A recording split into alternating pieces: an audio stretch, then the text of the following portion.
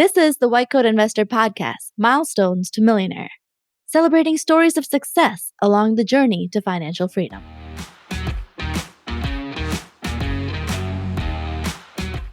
This is Milestones to Millionaire podcast number 103. Anesthesiologist pays off $369,000 in student loans. The sponsor of this episode, 37th Parallel, is a private multifamily acquisitions and asset management firm based in Richmond, Virginia.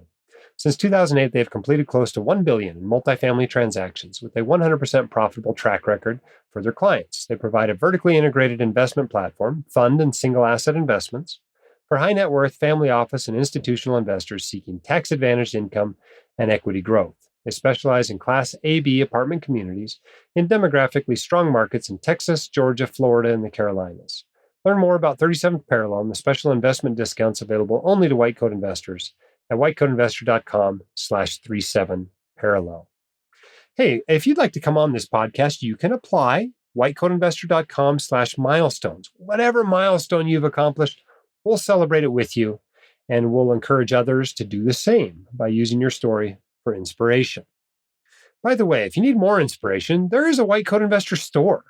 If you simply go to whitecoatinvestor.com under WCI Plus, the first link there is the WCI store. It's shop.whitecoatinvestor.com if you want to go there directly. But you can get cool t-shirts like this one I'm wearing today that says Live Like a Resident, or our most popular one, which says VT Sax and Relax.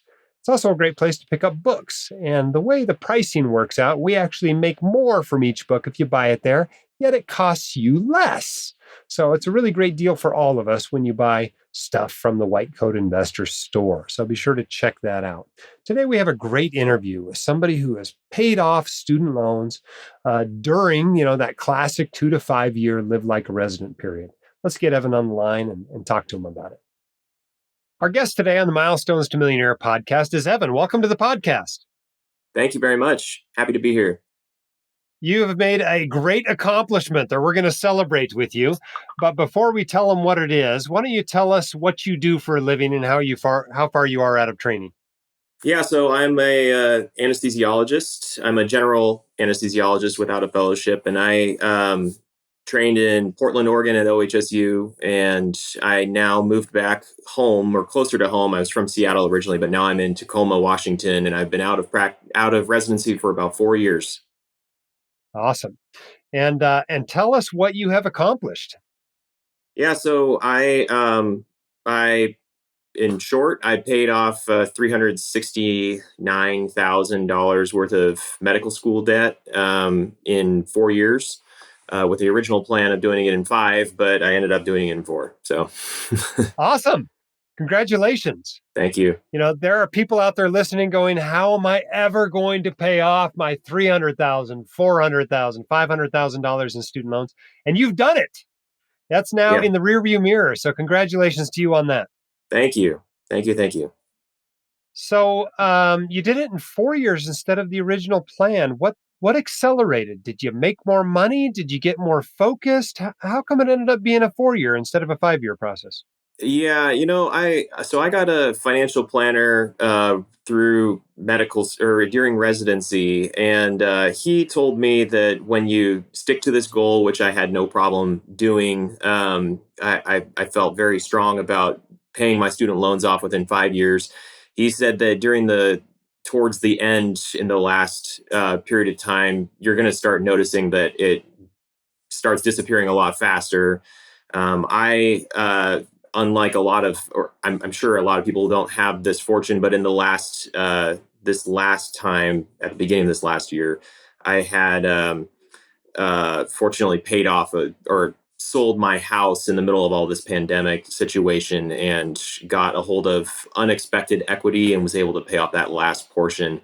I was originally still going to be on track to finish it in 5 years, but with this extra equity that we got from selling this house, it was just, I'm probably not everybody has that wonderful fortune, but I'd say that my plans and whatnot in my original plan would still be pertinent to a lot of people for the 5-year payoff. So I got down to about 100,000 and then just wiped that with the equity that we got from that sale of the house. Let's get into some of the numbers. I mean, you're now what, 9 years out of medical school. Do you remember how much you owed when you came out? Yeah, so I had maybe about 30,000 in subsidized student loans, and then I finished undergrad with about 9,000 of subsidized student loans, and then med school about after by the end of medical school with subsidized and unsubsidized total, it was around 240, I believe, all in, because I had to do 100% of medical school with no with all student loans, and I Well, had it was 240 on doesn't a sound too bad. That's not yeah, I much more mean than average. yeah, I mean it was 240. The kicker was that the interest rate was 6.75%, and so that grew. That it was amazing how fast that grows in a 4 year period. Through residency, I ended up doing public service, or I was thinking about doing public service loan forgiveness track, and so I ended up doing the qualifying payments under the income based repayment plan. So I was only doing maybe $400 a month or $500 a month, just to be able to stay afloat. So by the time you got out of residency, that had ballooned Yeah, from so that 240 to was 369. Is that what it was? Yeah, so the thing that I realized is that I realized early on that if I could pick a track, if I could dedicate myself to the public service loan forgiveness track, versus I could dedicate myself to paying off fully, knowing that I was going into private practice, that would have been the most efficient way of paying off student loans if I could dedicate myself really early to one specific track. Unfortunately, I think I did it probably the least financially appropriate way, which is you couldn't figure out which way you're going to go, which is just sort of, that's how your self discovery goes in residency. But by the end, I couldn't decide one way or the other. And so I think I probably did it the least financially appropriate way, which was planning on doing public service loan forgiveness route, but then deciding at the very end you're going in private practice so that you paid as little on that principal at the beginning and allow the interest to balloon, and then say, you know what, I'm going to do this. And the moment that I planned on private practice, I refinanced with a private lender and got it down to, I think, 4.1% on a 30-year fixed at that point. Yeah, so you refinanced then. How'd that feel? Now you refinanced when you came out. So what? That would have Yeah, been shoot, 2018. 2019, 2018, 2018. 2019, Yeah, yeah, and 2018. then So I 20. refinanced, and it felt pretty good. Like seeing that 4.1%, that definitely felt a lot better than that 6.7. But it was 4.1% on a 5 year fixed. So what that looked like was minimum payments of $6,700 a month. And I was planning on doing that and committing to that and saying, you know what, that's what I'm going to see. And I will have to figure out my life around that plan after that. So it's sort of a working backwards thing, is saying that that was a non-negotiable thing from my standpoint, and and then I need to work backwards from that. And I don't know, it just seemed to me like I just really hated the idea of accruing that much interest for something that is like not an asset, like a mortgage, that you could sort of unload easily. I mean, the asset is my brain, is what I kind of realized, is all this money and lending was for the asset of my education. But you couldn't. It wasn't like it's something solid that I could disappear from, and so it just didn't sit right to me that I'm carrying around this kind of interest accruing giant. I just felt much more comfortable getting rid of that as fast as I felt was comfortably possible. So So you refinanced, in 2018. Couple years later, the pandemic comes along. President Trump declares an emergency and tells all the people with federal student loans they don't have to pay, and their rate's gone to 0%. How did yeah, that feel to you, knowing you had refinanced, were really sacrificing to make $6,700 a month payments? yeah. How did you feel in Yeah, March of 2020? it was one of these things where it was like I committed to a path, and I just said that I've got to put blinders on, because you don't know what a presidency is going to allow and not allow. And the public service loan forgiveness pathway, I was really not sure whether or not it was actually going to follow through, and so I just was real wary about. I kind of decided that I wanted to if I wanted to pay down these loans quickly and efficiently, I needed to not rely on another entity to be able to be assured that these are going to be paid off in a public service loan forgiveness plan. And I said, the most sure way that I could make this disappear is to do it myself. And Which you so, did. And I so congratulate you on that. yeah. So it was just when that happened at the same time, interest rates were pretty low. Like on our house, we had a low interest rate that was happening, and so I kind of looked and thought, what would happen if I refinanced my student loans again? Because you can fortunately do that as often as you want, pretty much with private lending. And so I ended up refinancing again. I think at 200,000 left, like 2 years in, and I got it down to like a 2% interest rate.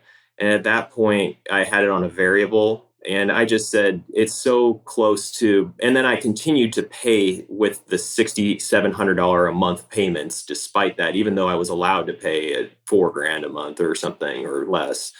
And I just said that that was my plan that I was going to stick to. And all that that's doing is just making it disappear faster.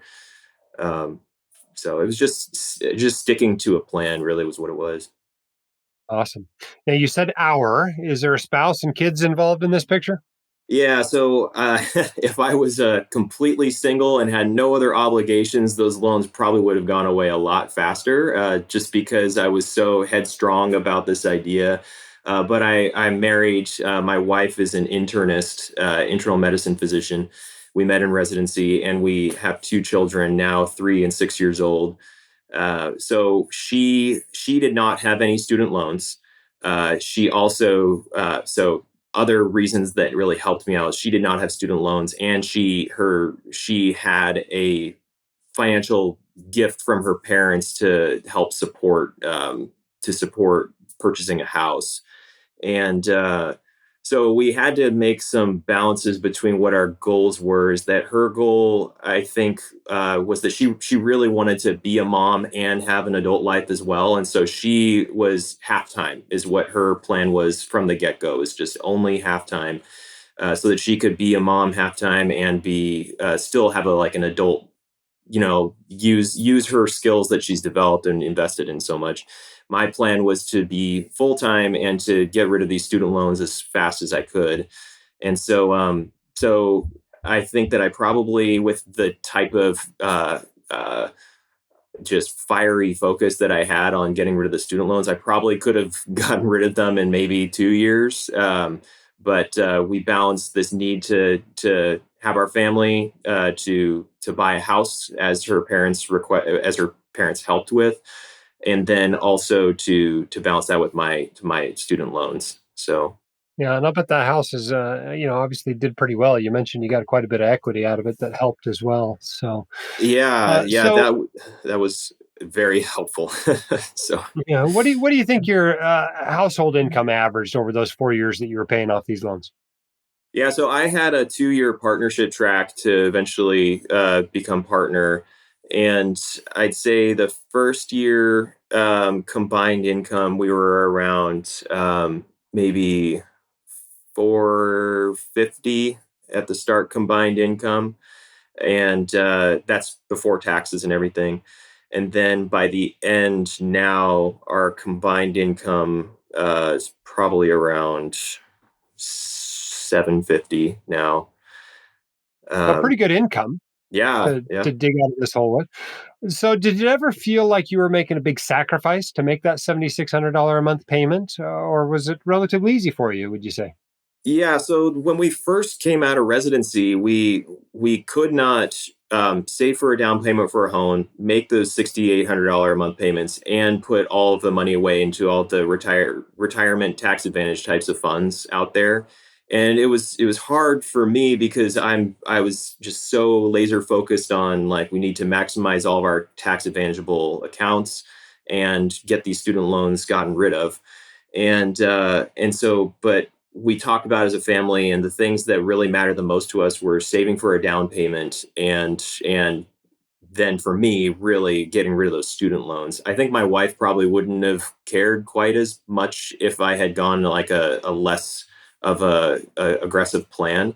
But it was really important to me. And so for the first year, I think it was, we had to, we just did not we took 1 year and didn't we decided that we wouldn't put anything into retirement funds and focus all of that money on those two other elements. So that was really hard because it was just like it monetarily and like financial sense, statistics wise, and everything. It just seemed like it would make better sense to do it the other way. But emotionally, getting rid of that student loan was it just had this emotional need for me. So And you talk about this, emotional drive to do it. How did it feel when you made that last payment? it was weird. I actually I had made sure that my wife was videotaping me when I made the last payment of $109,000, and it was a little surreal. I mean, I think the moment that I did it, it was, there was definitely a brief moment of excitement. The period of time that followed after that, it's actually been um, I'd like to say that it was happy and exciting and all that, and like it's really amazing. It's hard to fathom, first of all, now suddenly getting this cash flow that's happening every month, and it's we're still trying to figure that out. But at the same time, though, I think that for me, I had focused so hard and made that such a part of my identity to pay off that student loan that now I almost feel like I have a identity crisis that I have to work through now, because the requirements on my day to day are I just don't have that same kind of like very clear motivating drive that's happening right now, and I need to start shifting my focus onto something that has the same kind of sustainability of, because I mean I just have so much vigor and enthusiasm and things that I do, and it was so easy to channel it into this is what I'm going to do, almost to the point of I was at moments feeling almost neurotic and pathologic in the way that I was doing it, which created its own problems. But now it's gone, and so I could see that that could create your own problems of losing your identity on what you were so focused and determined to do. But now it's like I have to do a lot of soul searching, which I'm pretty good at just in general and in my past life, of soul searching and really diving deep into what's interesting and important to me, and starting to channel that energy into to those other pathways too. So one of the things that was really hard was cutting back on work and like trying to realize that money is one thing, but money is a means to create time for me, and you only have so much time when you're 30 years old or in your 30s, and that's really valuable time. And I felt so guilty when we were picking vacations for this next year, but uh, I added 7 weeks extra of vacation onto my base vacation, and it felt so guilty doing it, but it really is the right thing, and I'm so glad that I'm doing that and choosing me over student loan payments now. So that feels good. Do you feel more free to be able to make that decision now that you don't have to come up with that $7,000 nut every month? Yeah, yeah, and that's just it. Is that just knowing the having that every now and then realization of like, oh yeah, I can. I mean, I'm so close to the point where I could say I could just quit and do whatever I wanted or choose whatever I want to do, and just knowing that I have the flexibility to choose my own destiny was really helpful. And all of this was kind of to create more security in my life, and having this flexibility. I mean, I only have to pay a mortgage payment right now, and I don't have any cars to pay for. And it's like just the questions that come up of the possibilities and opportunities are just like coming up left and right all the time, and it's pretty awesome. Plus, every time that I see a student loan uh, ad or commercial online, it's just a little extra blip of happiness for me when I say, "Oh, I don't have to care about that stuff that's happening." Yeah, that's pretty awesome. Well, there is somebody out there that is like you were 4 years ago. Maybe they're a senior resident in anesthesia or emergency medicine or OBGYN. They're staring at $350,000 or $400,000 in student loans. What advice do you have for them? So one is to for me is to was to have really good communication amongst the people around you of your support system, and make sure that your vision is clear with people, and that people agree with you on your pathway, because it's a monstrosity of a accomplishment or hurdle to try to overcome. um, the other, I'd say, getting a financial advisor early that's a fiduciary advisor that works primarily with physicians, and has a set fixed monthly rate of, like, for ours, we pay $150 a month. It doesn't matter what he does for us or anything, and we can email him, ask him questions all we want. So having that kind of person that doesn't have to work on commission and is a resource, independent third party arbiter that you can interact with on a regular basis with your spouse, is very helpful, because they give unbiased advice and can work through discrepancies between you and your significant other, if you have one. But I'd say being really mindful along the whole way of knowing what is enough, of how hard you're working, and being conscientious of how much is this, going to this pathway or intense desire. How is it defining who you are, or are you able to keep your own identity while you're going through it, is really important. So just kind of being careful about yourself, and along those same lines, make sure that you keep uh, uh, along the way. Make sure that you continue to have fun along the way. Like, give yourself the opportunity and the permission to have fun along the way, so that you don't forget, or get so driven by it. I guess, I don't know. Yeah. Awesome. Well, good advice. Thank you so much for coming on the White Coat Investor podcast, or the Milestones to Millionaire podcast, rather. And congratulations on a Thank great you. accomplishment. You deserve the kudos, and have done something awesome. There are plenty of docs that are 10, 15, 20 years out of medical school, still making payments. You knocked yours out in 4 years. So well done, and keep up the good work. Thank you so much. All right, so that went a little longer than most of our interviews on this show, but I thought it was so good because we were getting into so many different issues there of how to know how much of your income to dedicate to it, what to do when you have a windfall. They had a couple of windfalls, one when the house was sold, and then some money from parents, what to use that for. Especially when you get money from parents, it's kind of dedicated to one cause, so you kind of have to use it there. And just how to balance it all, because that is the tricky thing for many docs, is just figuring out what's going to emergency funds, what's going to retirement accounts, like they didn't contribute to retirement at all for a year, how much toward a house down payment, how much toward the student loans. Just very difficult issues that a lot of people struggle with. By the way, he mentioned a video that they shot when he looked at his last payment, and he's promised to send that to us. So we're going to incorporate that into the video version of this podcast. So 104,000, 104,93886 on this date, October 14th, 2022. Evan Thilo becomes a free man.